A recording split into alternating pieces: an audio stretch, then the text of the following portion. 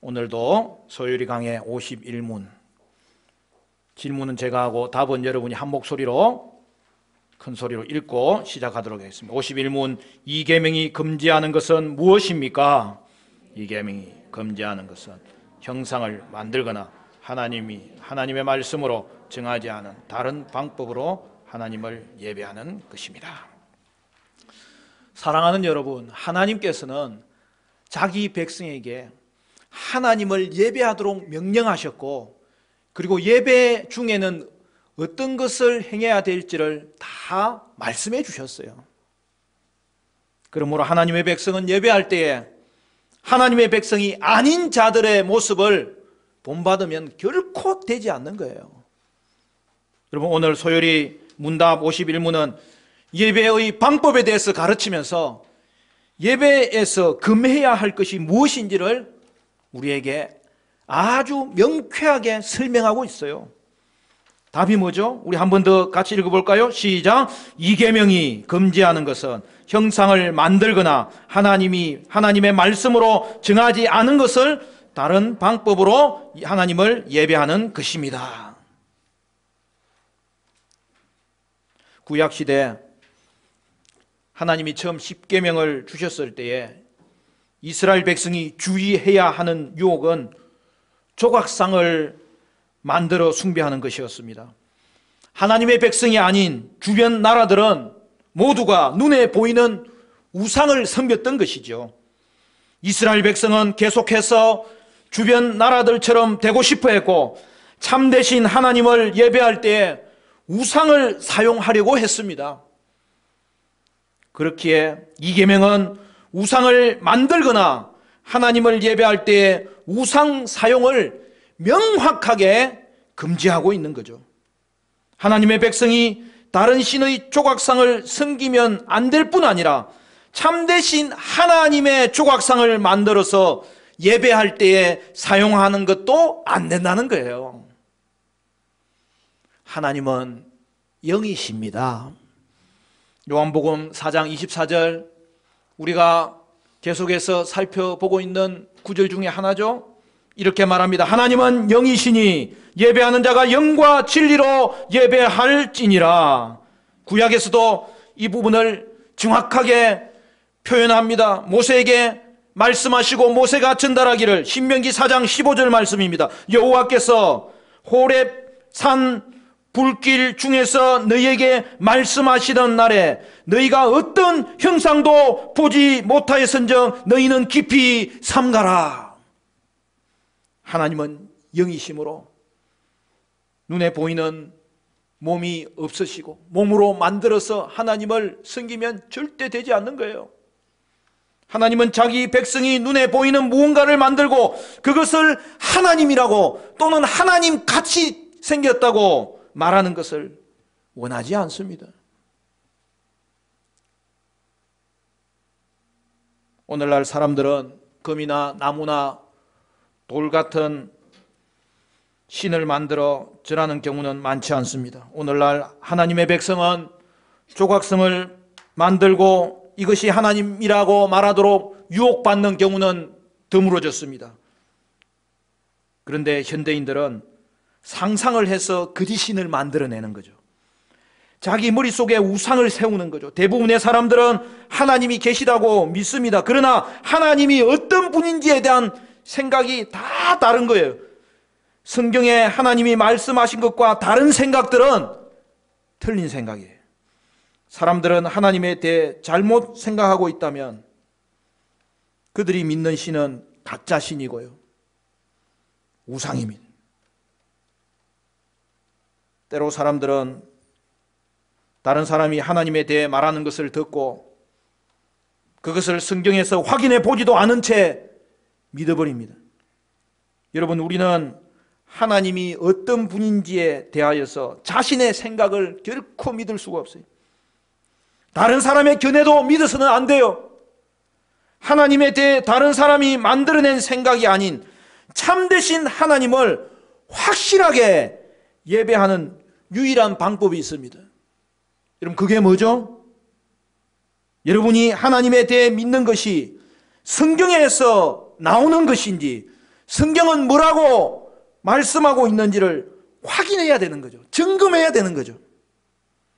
이렇게 하려면 어떻게 해야 돼요? 성경을 잘 알아야 되는 거예요. 여러분, 종교개혁의 5가지 원리 중에 첫 번째 원리가 뭐냐면 오직 성경입니다. 거기에는 전체 성경이라는 뜻이 포함되어 있는 거예요. 따라서 여러분, 성경을 부분적으로 알면 하나님에 대한 바른 생각을 할 수 없는 거예요. 하나님은 말씀 가운데 자신을 우리에게 드러내셨습니다. 온전히 드러내셨습니다. 성도가 성경을 잘 알아야 된다는 것은 아무리 강조해도 지나치지 않아요. 성경을 알아야만 하나님이 우리에게 명령하신 대로 예배할 수 있고 그 순전한 예배를 드림으로 하나님과 만남을 가질 수가 있는 거예요.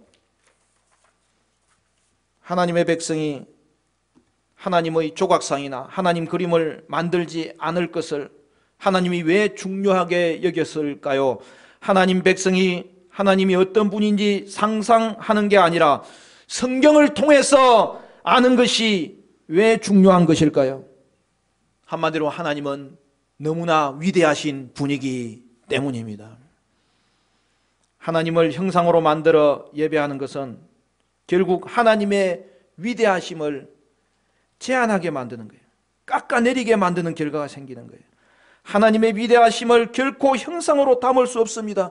그럼에도 하나님을 눈에 보이는 그 어떤 것으로 표현한다면 결국 그것은 피조물의 한계에 하나님을 가둬버리는 거죠. 하나님을 비하시키는 거죠. 그에게 불명예스러운 것이 되고 마는 거죠.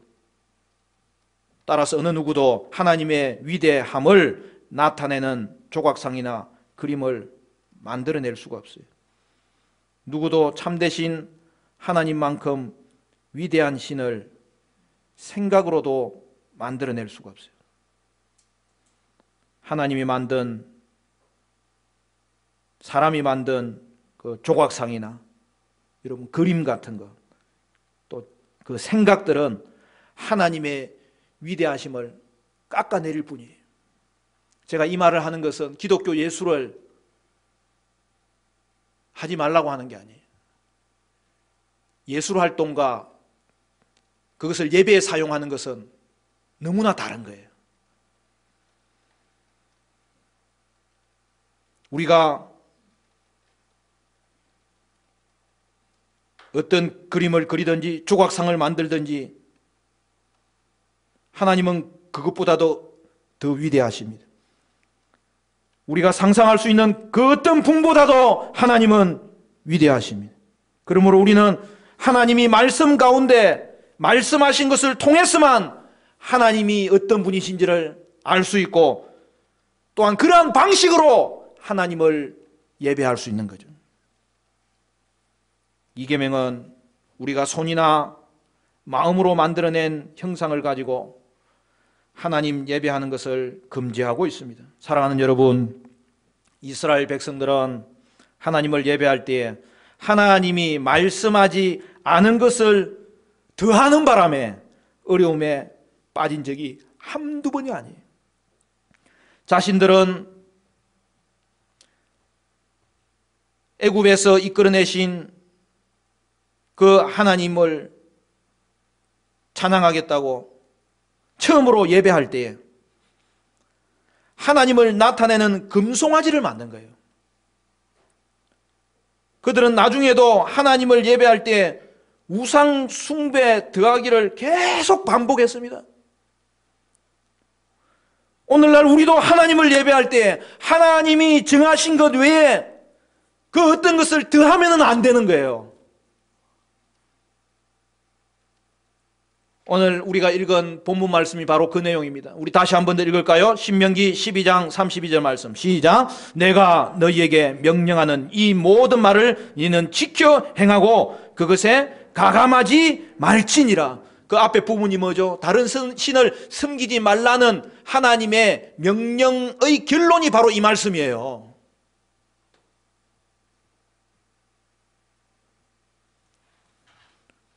예배 방식을 규정하는 원리에 대해서 죄송한 말이지만 여러분, 교파마다 다릅니다. 오늘 이 소요리 문답이 중요한 이유가 여러 가지 있지만 오늘 이 31문은요 너무나 명확하고 아름답고 요약적이고 명쾌한 그 진술이에요. 몇 자 되지도 않는데 우리의 믿음의 선조들이 어떻게 하나님의 말씀을 사모하였는지를, 그리고 그들이 예배하는 것이 무엇인지에 대해서 정확하게 꿰뚫고 예배에 금지해야 될 것을 여러분 이렇게 아름답게 표현할 수 있는 것이 오늘 우리에게 이 기록이 또한 우리에게 계속 전수된 것이 얼마나 큰 은혜인지 몰라요.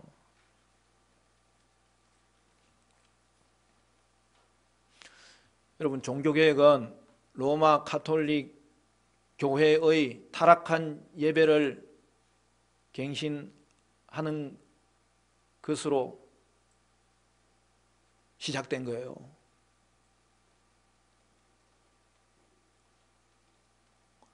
예배가 우상이 되어버렸거든요.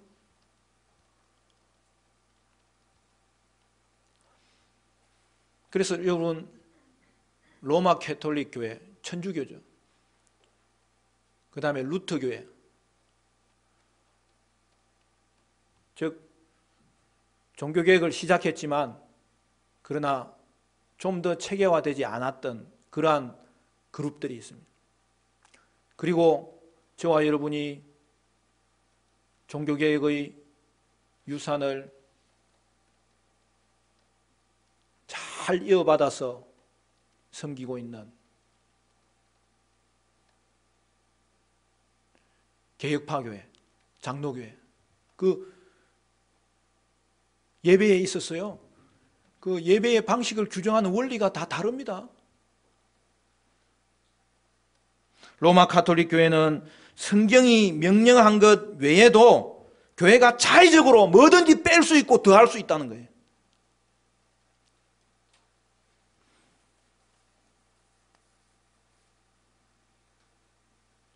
그래서 우리의 신앙에 도움이 되는 것은 뭐든지 넣을 수 있다는 거예요. 그리고 성경이 말했지만은 그거는 조금 뒤로 밀어놔도 된다는 거예요.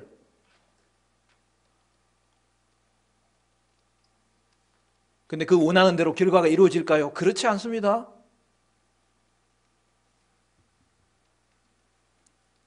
천주교에서는 예배를 미사라고 합니다. 이는 라틴어에서 온 것으로 그 본래적 의미는 제사를 뜻합니다. 그러니까 천주교는 구약 희생제사를 아직도 재현하는 것을 예배로 보는 거예요. 여러분, 성당 뜰에 가면은 그 예배당 입구에 뭐가 있죠? 마리아 형상이 있어요. 그게 절합니다.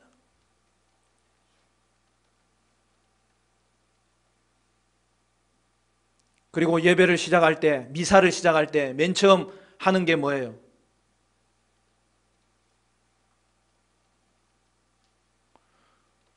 저도 예배 시간에 제가 가운데로 들어오지만은 제가 그럼 가운데로 들어오지 뭐 옆으로 들어오겠어요? 제가 목양실이 저게 있기 때문에 이리 들어오는 거예요. 목양실이 아래층에 있으면 제가 계단으로 올라와서 이렇게 오죠.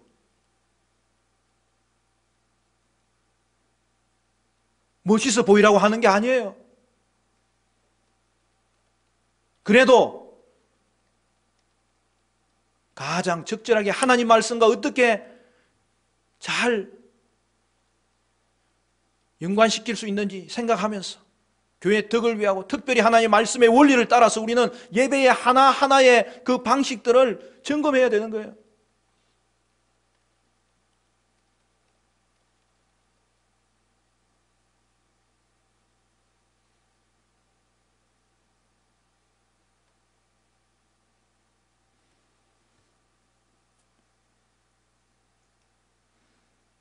그러니까 여러분, 천주교 미사에서는 맨 처음에 신부가 그 향로에 향을 이렇게 흔들면서 들어와요. 구약의 제사장이 향단에 향을 피우듯이 그러한 의미로 들어오는 거예요, 그게.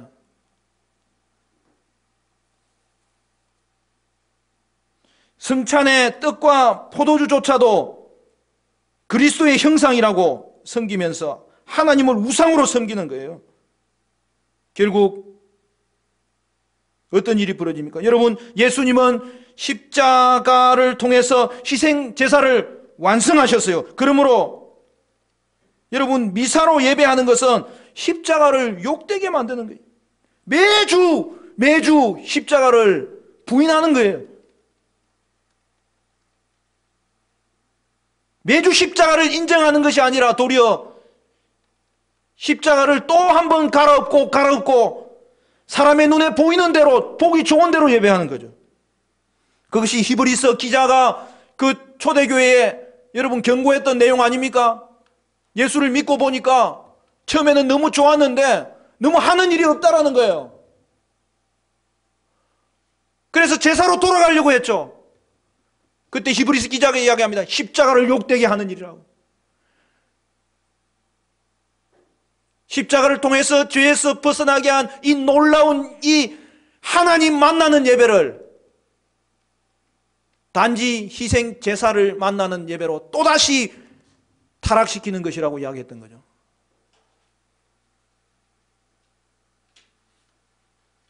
예배의 타락입니다. 루터파 교회는 성경이 하지 말라고 한 것이 아니면 모든 것을 허락하는 거예요. 그래도 신경을 많이 썼죠. 성경이 하지 말라고 하면 그거는 따르지 않겠다는 거예요. 그런데 어느 날 그것이 아니면 다 할 수 있다고 허용